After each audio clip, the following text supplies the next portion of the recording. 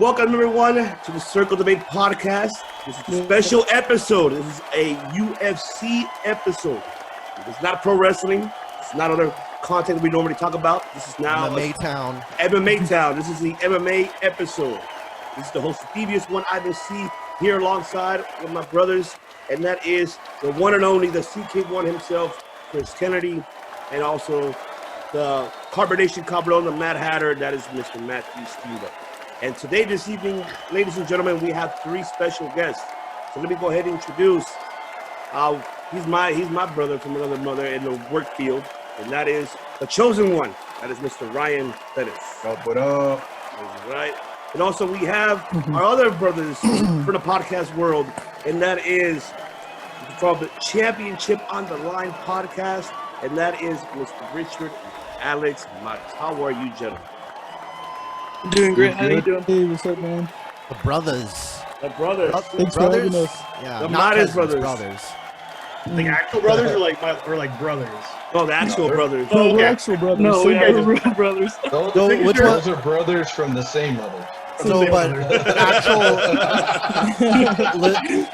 just casual question. Who's the older one? Rich, Alex? Rich. I'm Right, over. okay. Yeah, he is. Okay.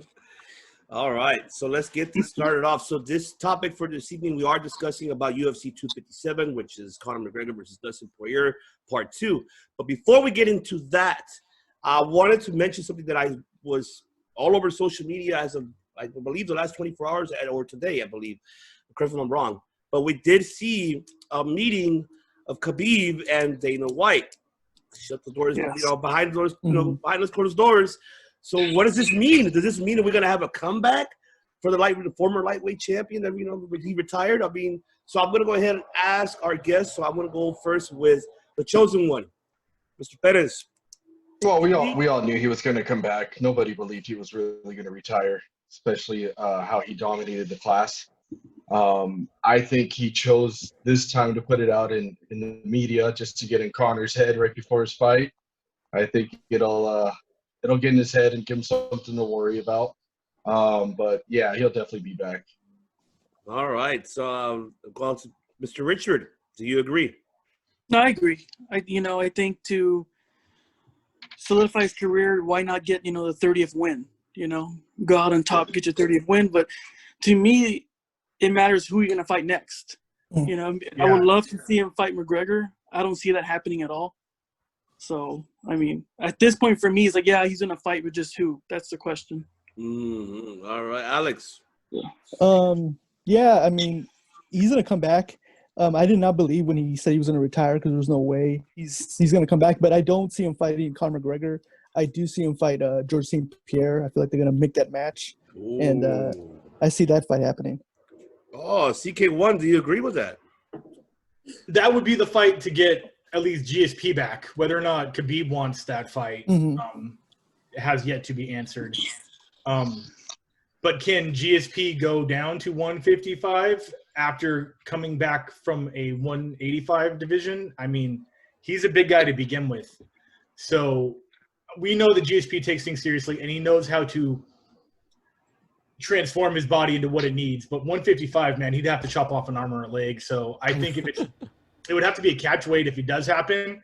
That being said, KHABIB's a man of his word. So him promising his mom on his father's grave that he wasn't going to come back is something to be respected. And we obviously know that he's not hurting for dollars. So it's not a matter of how big the paycheck's going to be.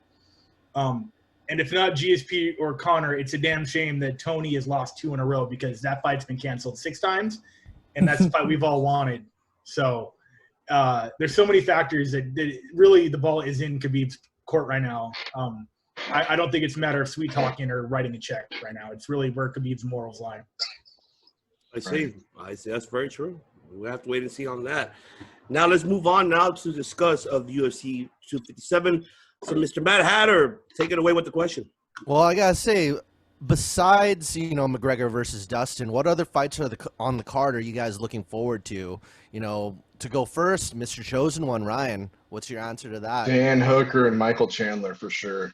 I want to see that transition from Michael Chandler to the UFC. I feel like he picked a pretty tough opponent It's his first match in the UFC. But in my opinion, I think Mr. Hooker has some flaws.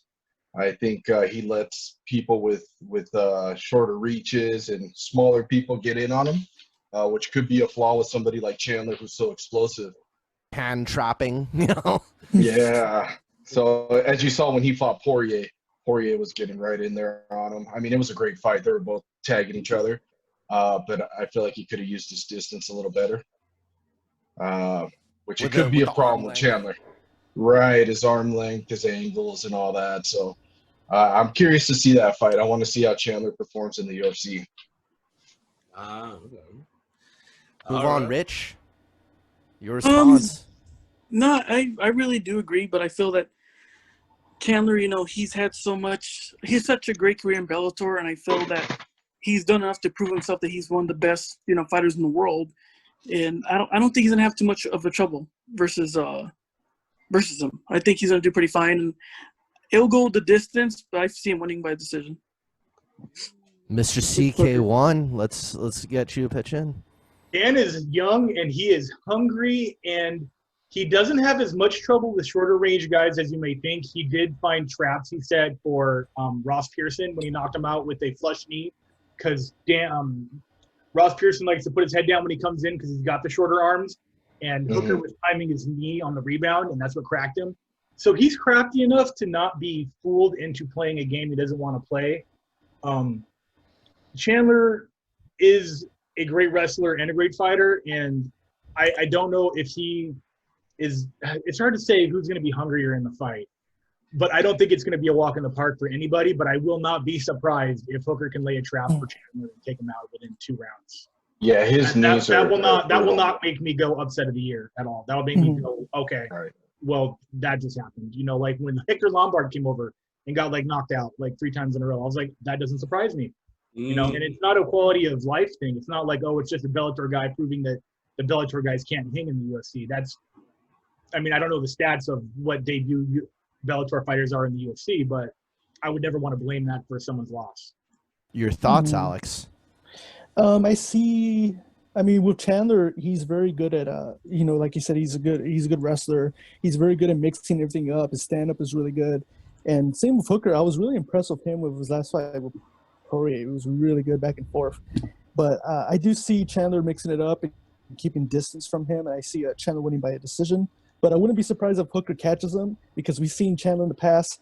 He's been rocked. He's been knocked out.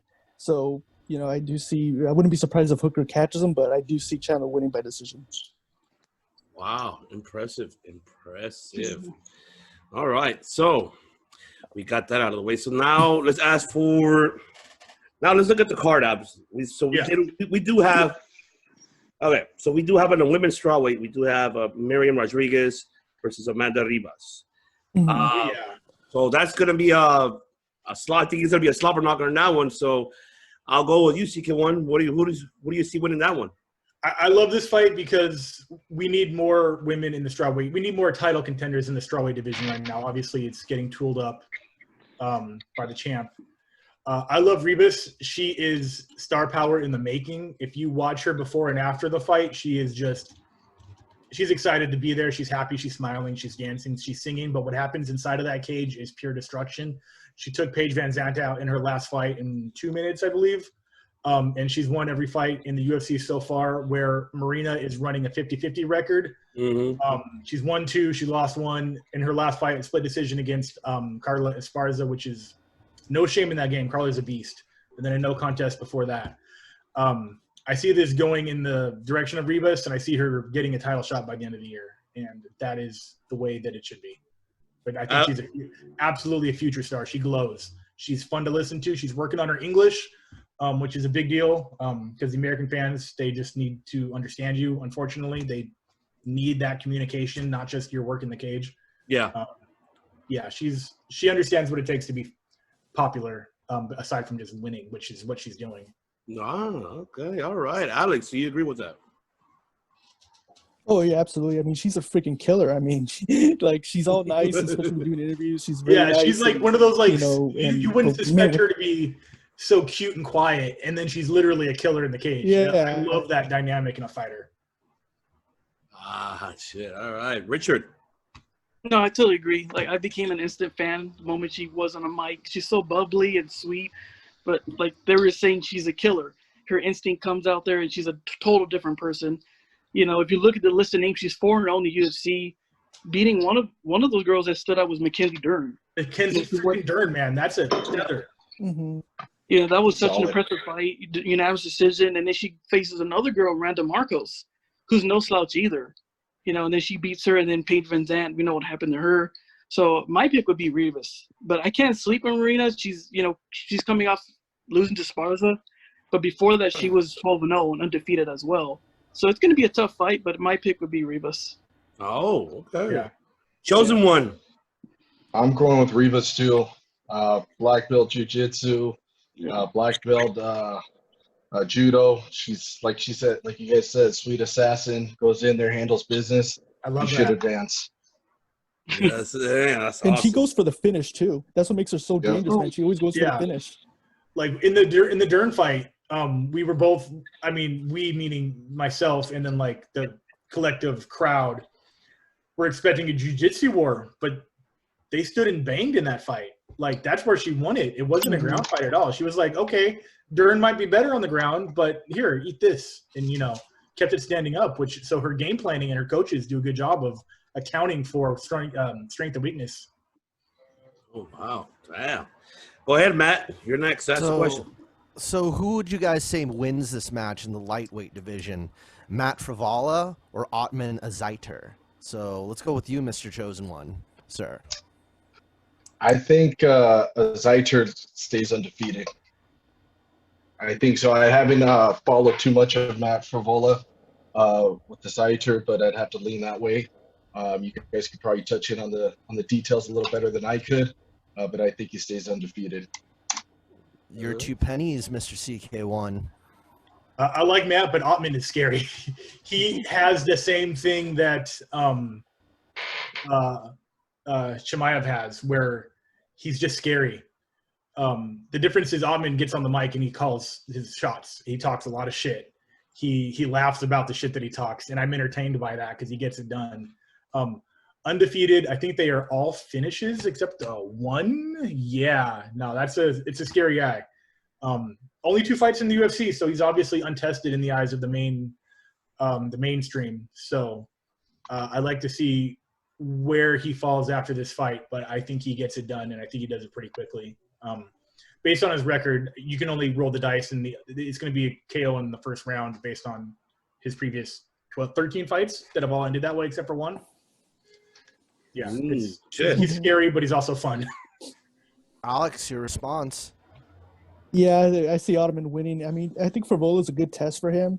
Frivola's coming off with 2 wins, especially over Luis Pena. It was very, very tough. Yeah, But, the violent Bob Ross, yeah. Mm-hmm. But yeah, I see Ottoman winning. He's very scary, and I wouldn't want to fight that guy. So, Anybody in the UFC, but he's at the top of the list for sure. yeah, I see him winning for sure. Yeah. Rich? No, I agree the same thing. Ottman, with 13 wins and one of those fights with decision, and all of them, I believe, most of them are first round wins. I mean, this record speaks for itself, so I got to go with Ottman as well. Awesome. I'm loving it. Now let's move on back to the women, to the flyweight. Jessica I versus Joanna Calderwood. So I will go with you, Mr. CK1. Talk to me. What do you got? Oh, man. Joanne is a heartbreaker. I love her so much. She trains, shout out to John Wood at Syndicate MMA with my friend Serena, who I'm trying to get on the show for an interview. She had a title shot lined up. It was hers. She could have taken it. She could have waited. She decided to take the fight with Jennifer Maia and got tapped in the first round, lost her title shot. That was heartbreaking for me and everyone in that camp. I hope this is a redemption arc for her. Jessica I is coming off of a title loss last year. Yeah, earlier June. Goddamn, that was so bad. Actually, PTSD off of that body shot head kick combo, man. That thing just plays in my head. Both are coming off of losses. Both had title shot opportunities in the past year. This will settle some of the dust in the division. Hopefully Joanne gets her shot against Valentina Shevchenko, and if not, if I wins, then she might get that rematch. further down the road, I don't think that fight's going to go any different for Jessica Ai, unfortunately. But that's the glory of MMA, man. You never know what's going to happen. That's absolutely true. I agree with you 100%. All right. Chosen one. Talk to me. I'm going to go with Joanne Calderwood, too. I think Jessica is kind of seeming like she's hitting the decline in her career. She could be teeter-tottering at this point. I think Calderwood, she's by far hungrier right now. I think I got her winning, and she might even finish a fight early. Oh, shit. Okay. All right. Do you agree, Richard? I'm gonna go with Jessica Ai. You know, she is coming up a loss, but yeah, she's That's a kinda gamble. Yeah, that's a good one, though. That's where the money's made in the underdog. I gotta give it to her. I always go for the underdogs. She's coming up a loss versus Cynthia Cavallo. No shame on that. Cynthia, still is very close to title contention, but before that she won, then she lost. Before that versus Shevchenko, another loss that you shouldn't be ashamed of. And then before that, she was in a winning streak of 3 fights. Well, Joanne Calderwood, I'm a fan of her too, but it's just, I don't know.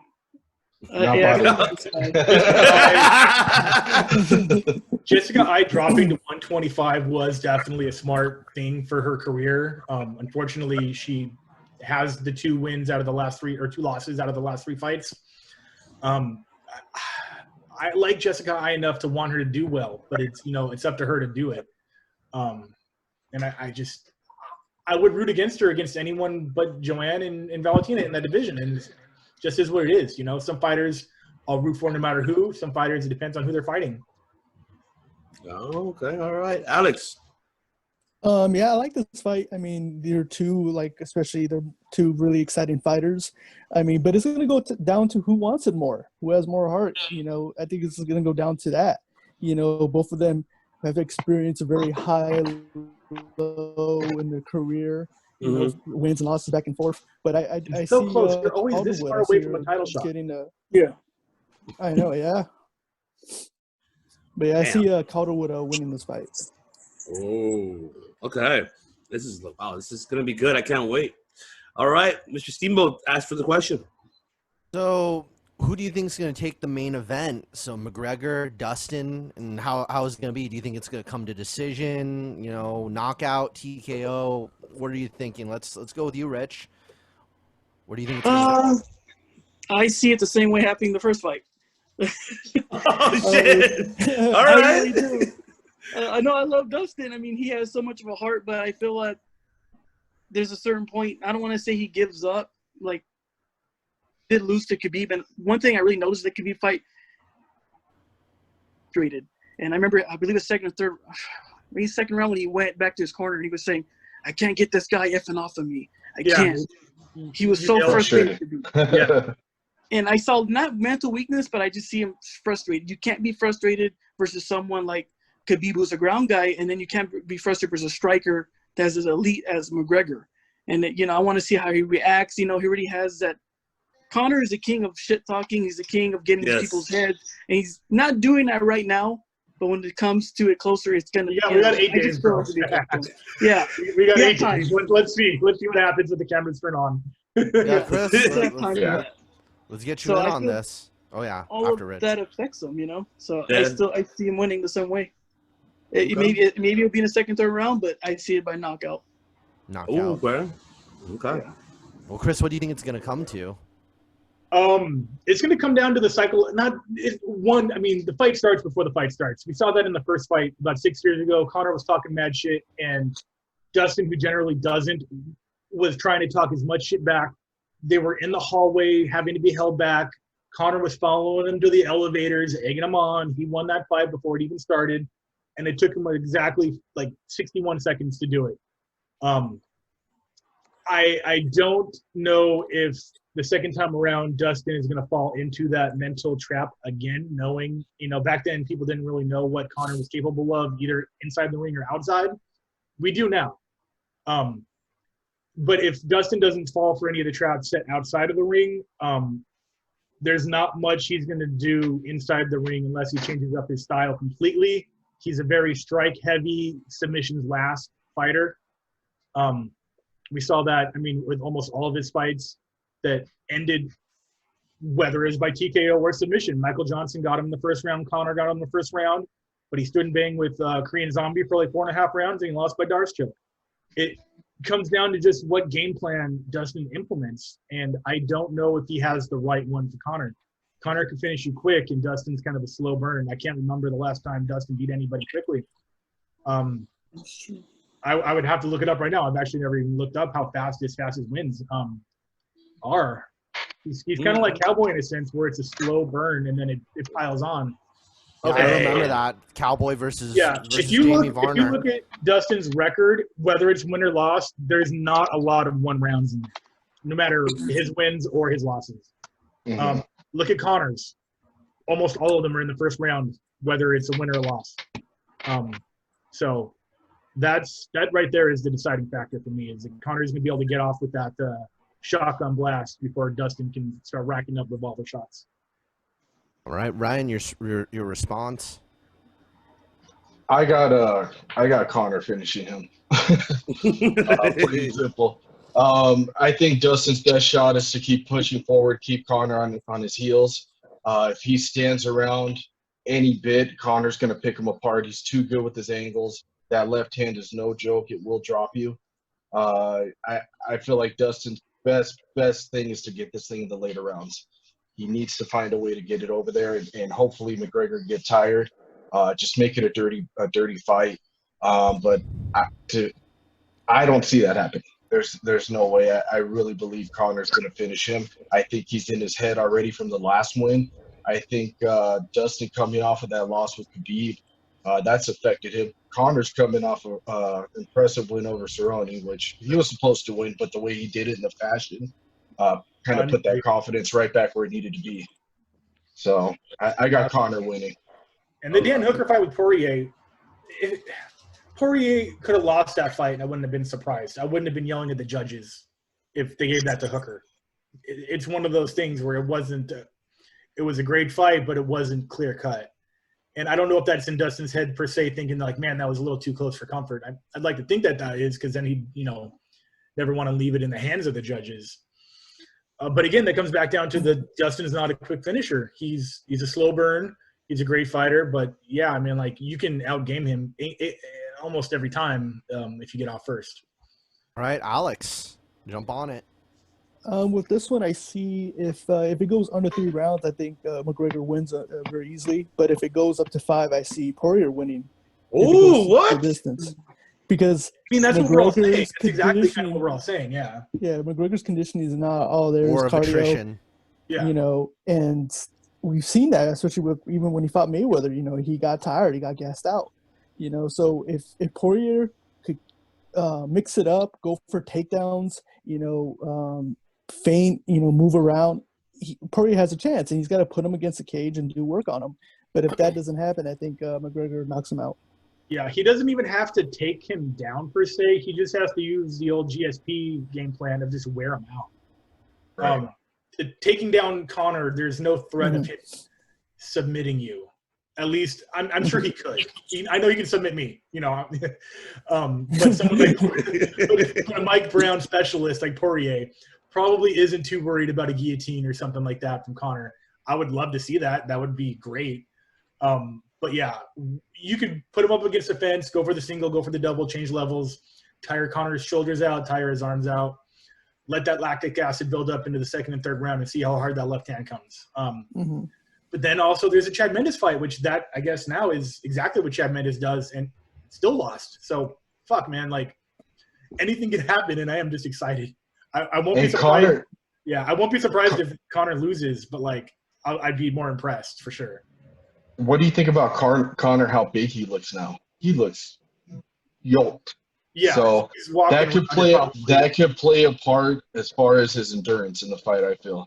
He always looks like Skeletor wins. Yeah. The more oxygen you need. So it's in Poirier's best interest to take him deep into deep waters. You And can't it get could knocked play out in huge the factor first with second. speed too. They weigh He can play a huge around. factor. They walk around the same weight and cut about as much. But Conor looks so bad at weigh-ins. Like, Yeah. so yeah, that is a big deal. What can he replenish? How far is he actually going to have to drop? And I don't think Dustin's ever missed weight. I mean, Conor hasn't either, but he's never looked scary bad on the scale. So Yeah, Right. that's a big deal. All right. Okay. Wow. Love it. This is gonna. I'm excited for this. We're all excited. So I mean, don't not forget, ladies and gentlemen. But another question I have wanted to ask. So I'm looking at the rankings of the lightweight. This is what we're looking at right now. Right now we do not have Khabib. He retired, as a lightweight champion. Technically, no, he still has the belt. But let's just Yeah, say he's still champion. He's still Yeah. champion. Okay. He's fine. still in the yeah. Okay. He's still tested. Okay. But based on the rankings of UFC, Right. so I'm only gonna go based on the top 5. I mean, I have the 10, but I'll go to the top 5. So That's good. we got Justin Gaethje, we got Dustin Poirier at number 2, Charles Oliveira at 3, Conor at 4, Tony Ferguson at 5. So my question is, who should get a title shot for the lightweight championship? Let's say if Khabib doesn't retire, he hasn't, and let's just say either I don't know. I'm going to stay in the middle, so I'm not going to say who wins who, but who should be the next contender for the lightweight championship out of these top 5 in the rankings? So Versus Khabib, assuming he defends the title. if he does. And so that'll be that question, and the other one will be, let's say without it, who should be the 2 contenders to fight for that belt let's say if Khabib doesn't want to come back, he wants to retire, retire as a champion, and now they have to look for a new champion. So out of these, these rankings. So yeah, go right ahead, CK1. I'm asking you. If it's versus Khabib, then it should absolutely be Charles Oliveira, the only person to have not fought Khabib yet, and definitely deserves it. Gaethje just lost to him. Poirier just lost to him. Conor has definitely lost to him. Oliveira is on a tear right now. I never thought I would see this version of Oliveira. He was not doing too well back in the day. He had lost to Max Holloway via freak shoulder incident. Frankie Edgar knocked him out with like 1 punch. I think Paul Felder smashed him. Pettis submitted him. Yeah.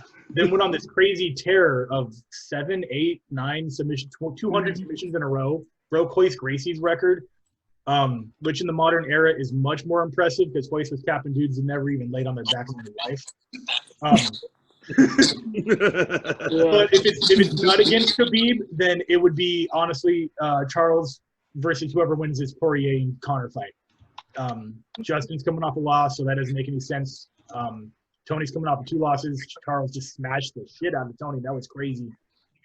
But no matter what, Charles Oliveira is absolutely in the title picture, whether it's versus Khabib or versus the winner of this fight. Okay. Chosen one. Talk to I me. couldn't agree more. Charles Oliveira is definitely there.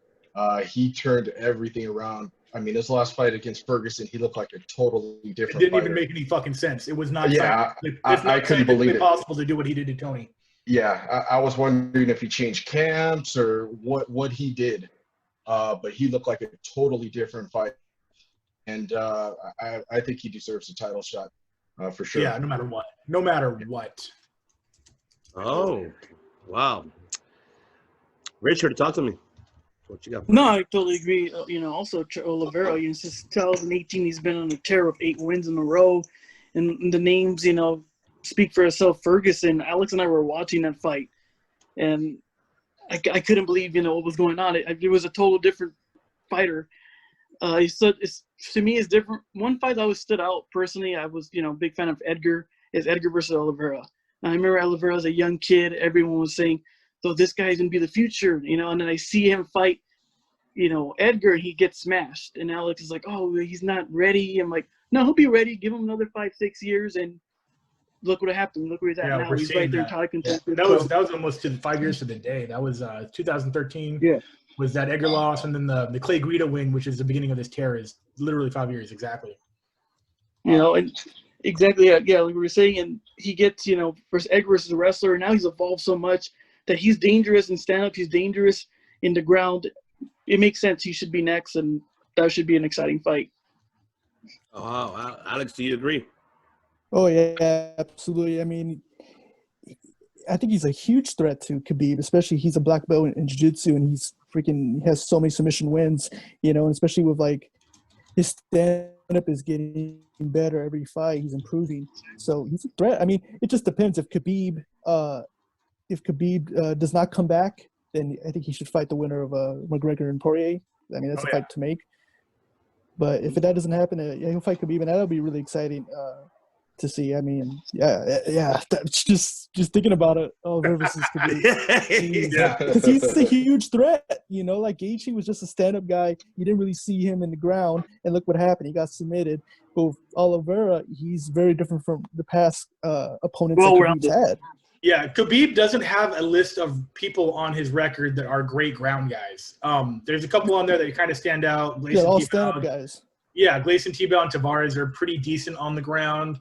But the rest of them are either just like mid-card, not ranked number 1 guys. I mean, Ally Aquinta, which was, in my opinion, his toughest win, wasn't even ranked or booked to have a title fight that night. And I don't want to say almost lost that fight, but that was definitely a fight that. And that was short notice too. That was day up. Yeah. That was day up fight. Yeah, because that was supposed to be Max, and then it was supposed to be like Paul Felder, and then New York was like, "We've never heard of Paul Felder. Give it to someone else." That's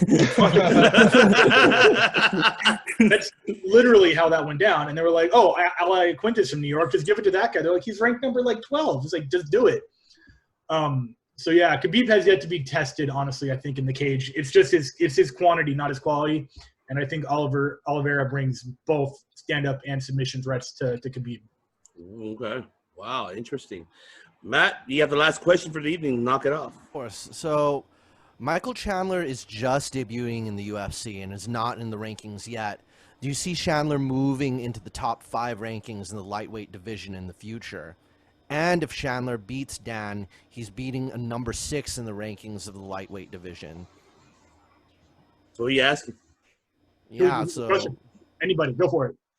Yeah, so Ryan, take it. Let's go with you, Ryan. Yeah.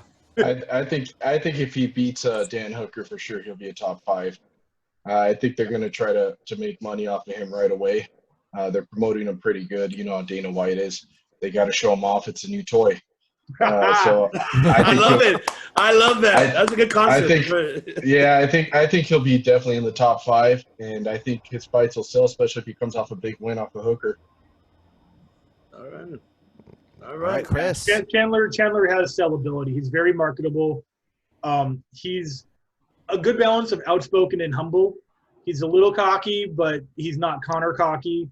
He's not Aspen cocky. He's confident. Yeah, he's confident for sure. He's almost like Chad Mendes in a sense, where they're very similar fight style.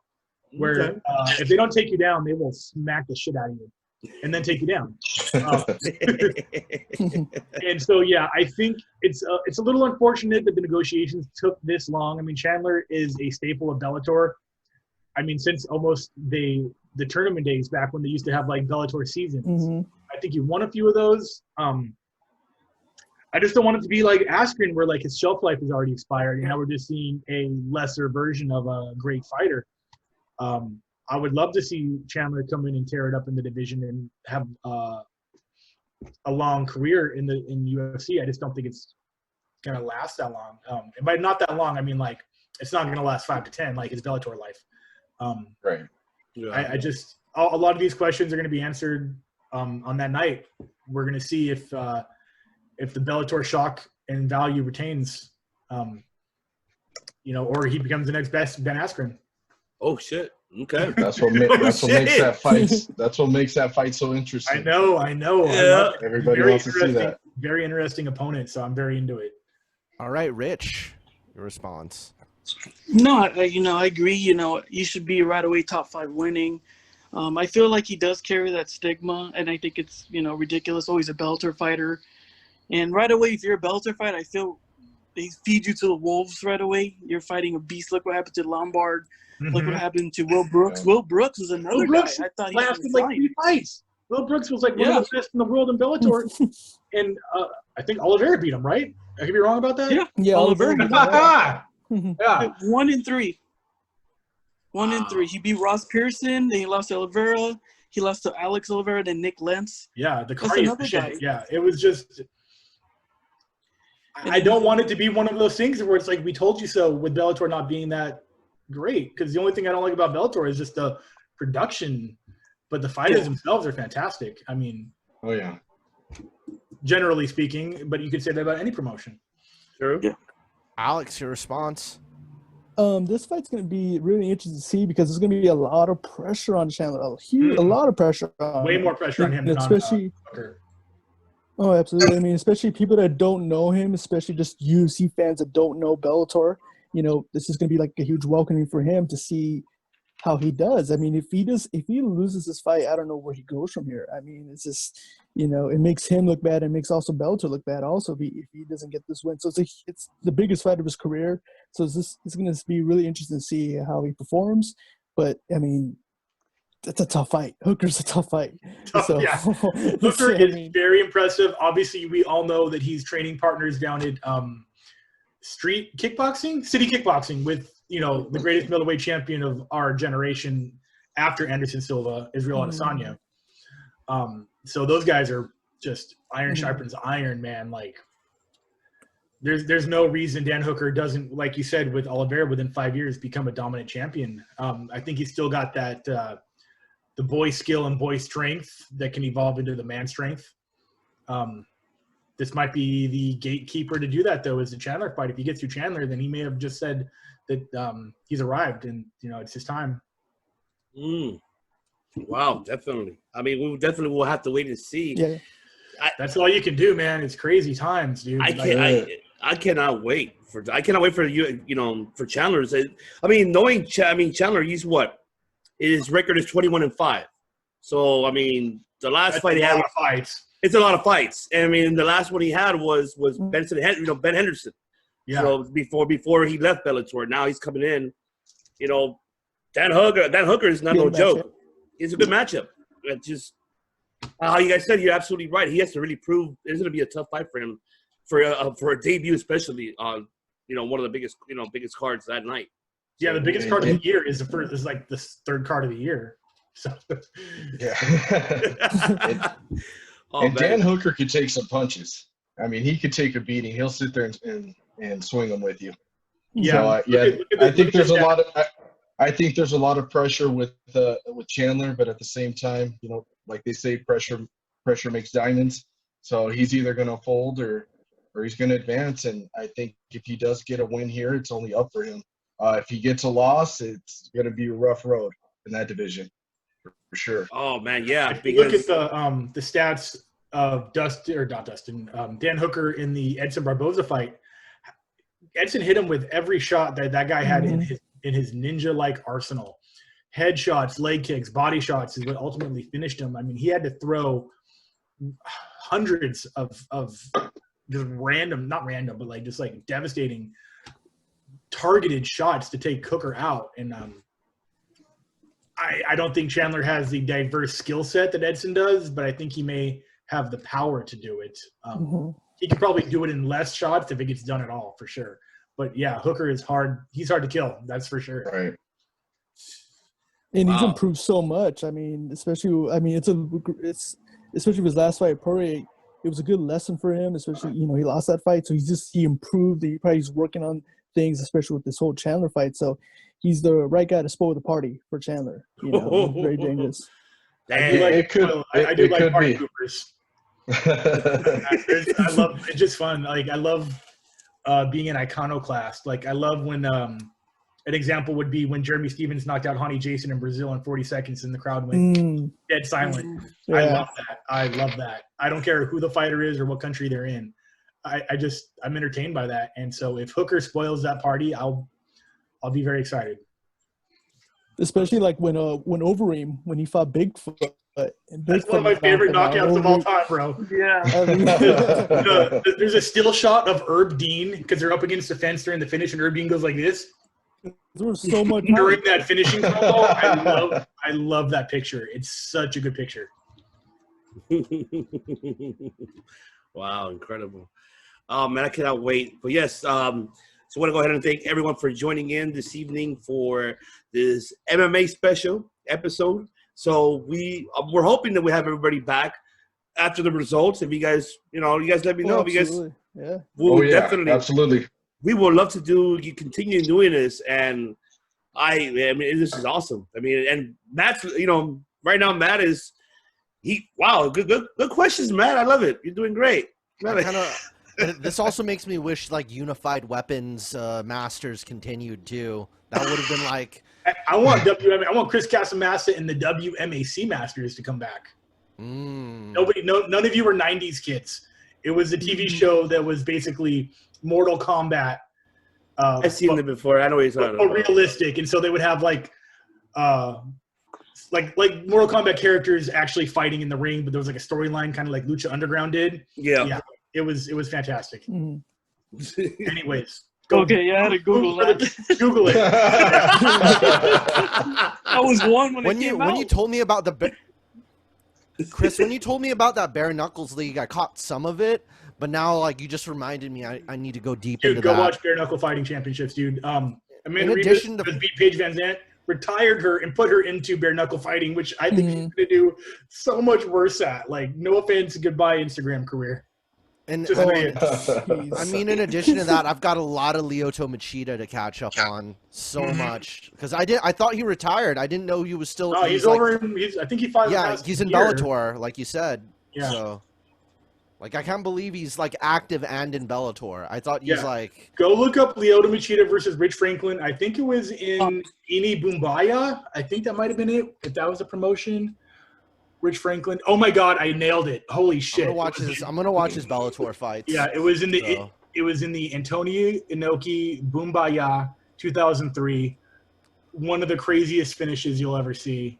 Back before. Oh yeah, because it's like a shoot. It's like half like MMA, half wrestling. Well, they would put the card on like that. There would be shoot wrestling, and then there would be MMA wrestling like later. Which it's really insane. It's Japanese at its finest. Absolutely. Yeah. And they still do that now, especially with Ryzen. They still do like wrestling matches. Yeah. Only in Japan. Ryzen's insane, man. That 60-year-old lady versus Gabrielle Garcia, like. Oh, geez. Come on, man. My eyes open wide. Chris, what is this you're telling me about? A 60-year-old lady versus? Yeah. So Ryzen gives zero fucks because I'm gonna assume it is still run by the Yakuza, like Pride was. So there's no testing, there's no commissions, there's no rules per se. Just if you snitch, you get your finger cut off. You know. Basically. They'll send the crazy idiot after you. But Ryzen kind of replaced Pride, sort of. But they put on these crazy exhibitions like Pride used to do, where it'll be like a 500-pound sumo guy versus like a 90-pound, like black belt in jiu-jitsu. They do shit like that. Like the first UFC days. Yeah, exactly. But then there's also Gabrielle Garcia. The She-Hulk versus Grandma? There it is. You called it. Gabby Garcia versus Grandma. Oh, my God. Gabby Garcia is a 215-pound at her lowest. She makes Cyborg look like a baby. And she's like a 4th-degree black belt, and she's fighting like this retired judoka who has no business being near a ring, let alone in it. And then she freaking pulls out a blackjack and blonks her over the head with it. Like Kenny Omega versus a 9-year-old girl would have been a more realistic fight. Oh my God! So I'm surprised nobody's just pulled a blackjack out and just go blonk like. That might have been the next season. No, I might watch more of this Ryzen. If you like Japanese circus shows, definitely watch Ryzen. Oh my God! Somebody's gonna. Yeah, I'm hoping into that. Somebody pulls a blackjack out and just goes blonk. Yeah, and then their head gets caved in. I think the Floyd Mayweather exhibition versus the kickboxer was in Ryzen, was it not? Yeah, yes, it was. New Year's. Where they're like, oh, he's gonna fight a kickboxer in a kickboxing ring, and they're like, oh wait, but we're gonna change the rules: no kicking and no boxing. Like, okay, so he's not gonna fight a kickboxer. He's gonna fight a guy who trains kickboxing in boxing match. Yeah. It's garbage entertainment at its finest, man. Like, and he wants to come back too. He wants to go back to Japan. So whatever. Until he gets into a cage with MMA rules, I won't be impressed. I want to ask you guys real quick. What are you guys' predictions for Mayweather versus Logan Paul? Thank you for bringing that up, bro. Oh my God. I got Mayweather running a clinic on that guy. Yeah. What do you call it? He's gonna stick and move and bob and weave and tire that big Hulk out. I mean, is it Logan Paul or Jake Paul? Jake Paul. Logan. Does it even matter? Is it Logan? My co-star. Oh, it is Logan. Okay. If you guys didn't know this, I was actually an extra in a Logan Paul movie. Like I didn't know. You know we're airing this, right? People can see this. No, it's long. Nobody cares about that movie. Okay. Which movie was it? It's a YouTube Red movie that nobody watched. Oh, was it with his wife? Nope. Tay, Well, whatever. maybe. I don't know who yeah. the hell that girl is. Okay. So, but I saw them. He would come to set on a freaking hoverboard in the morning with Oh. sunglasses on, drinking a coffee. He'd come on set in the hoverboard. He wouldn't Okay, say hi to any of. He wouldn't say hi to any of the production assistants or the assistant directors. He's just like looking off into space on his hoverboard, thinking he's Probably better hungover. than everybody. Yeah, fuck Logan. So. I don't know him personally. I know that he's like a a humble talented guy. athlete. I know he's got a good athletic background. I know he's a successful high school He wrestler. ruins like $17 burgers with a katana. Fuck that guy. That's fuck you money right there. Oh, yeah.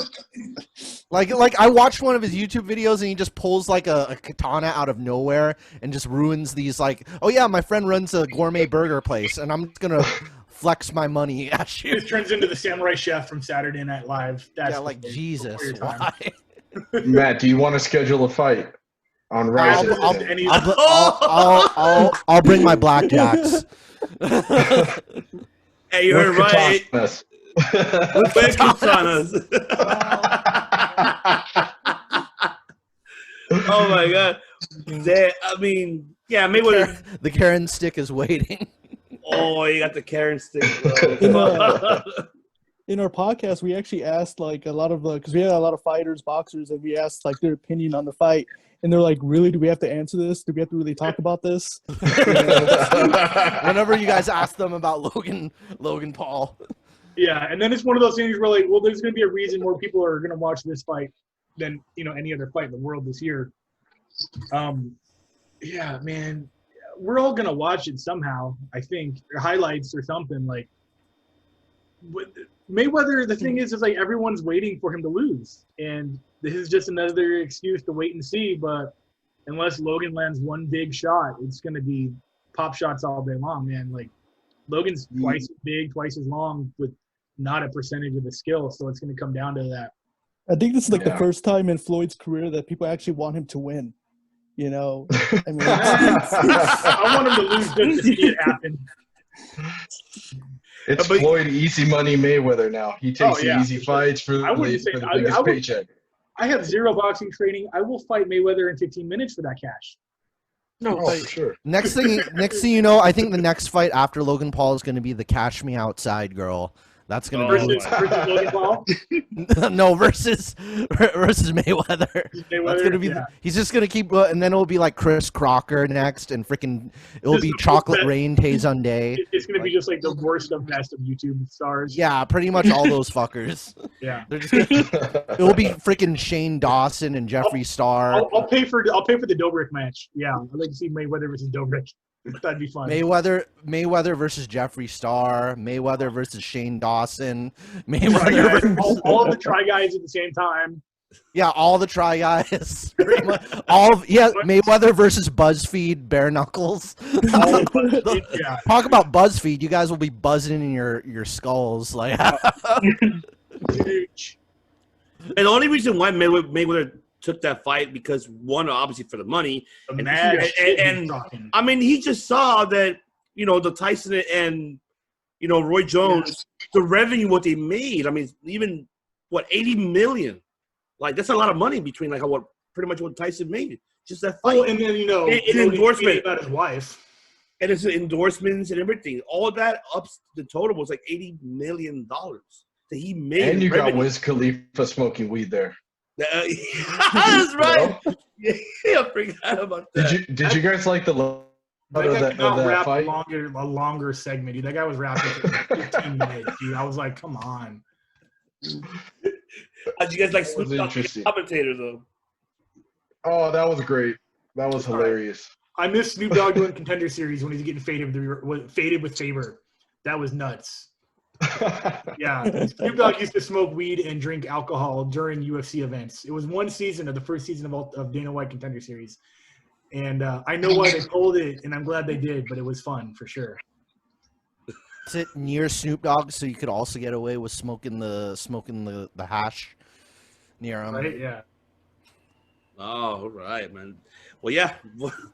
Thank you once again, ladies and gentlemen, for tuning in for this special MMA episode the Circle Debate podcast. Besides being Circle Debate, it's also Championship on the Line podcast. Yes, this is a collaboration, so let's get both podcasts in one. I want to go ahead and thank actually, Rich and Alex for joining us this evening, and also the chosen one, Ryan.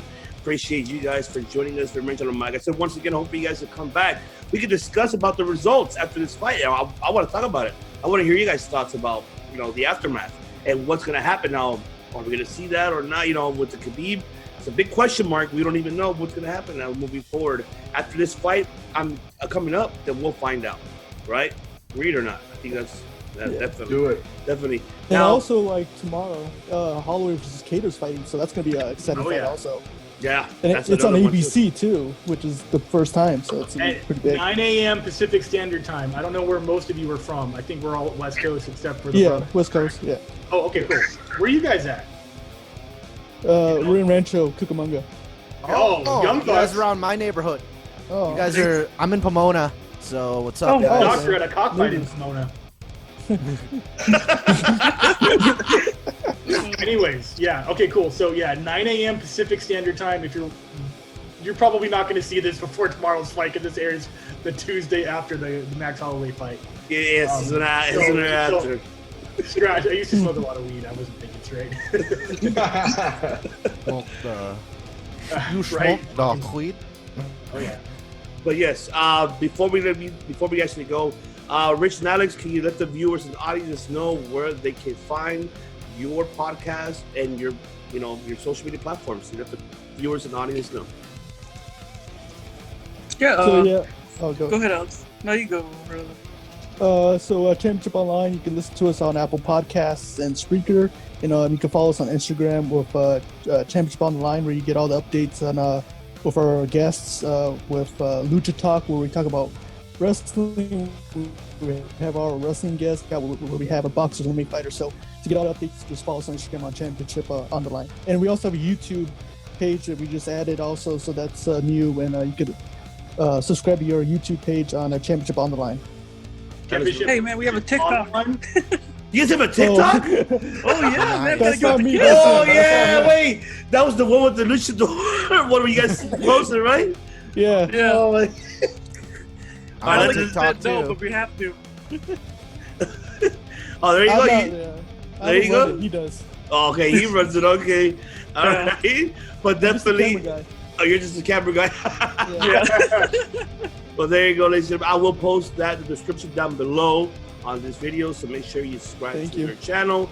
And obviously, we're gonna see them back. I'm hoping to see them back, and also our Absolutely. chosen. Definitely, I cannot wait. And also, we have the chosen one, Ryan Pettis. Where can they follow you on your social media platforms?